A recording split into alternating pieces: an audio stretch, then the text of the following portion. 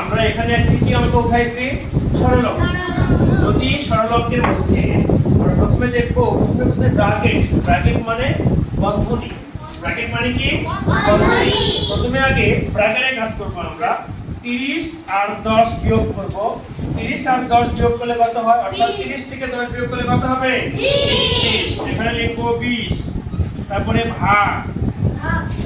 এই যে ব্র্যাকেট আছে ব্র্যাকেটে কাজ করব। 15 থেকে 5 বিয়োগ করলে 10 গুণন 8 গুণন 8।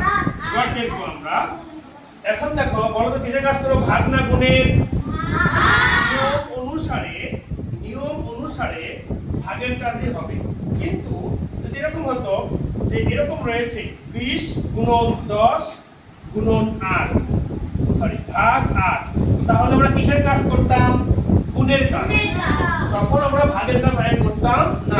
কোনো অঙ্কের মধ্যে এরকম কোন সরল অঙ্কের মধ্যে যদি গুণ এবং ভাগ একসঙ্গে থাকে আর অন্য কোনো চিহ্ন নেই, অথবা যোগ বিয়োগ একসঙ্গে আছে অন্য কোনো চিহ্ন নেই, তাহলে বাম পাশের কাজ করতে হয়। কোন পাশে? বাম পাশে। দেখো তো এখানে গুণ ভাগ ছাড়া অন্য কোনো কিছু আছে না, তাহলে আমরা কোন পাশের কাজ করব? বাম পাশের কাজ করব।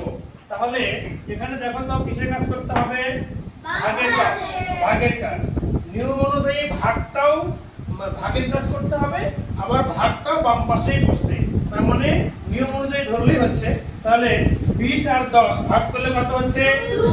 2। 10 দিয়ে 20 কে ভাগ করলে হচ্ছে 2 গুণন 8। 8 আর 2 গুণ করলে 16।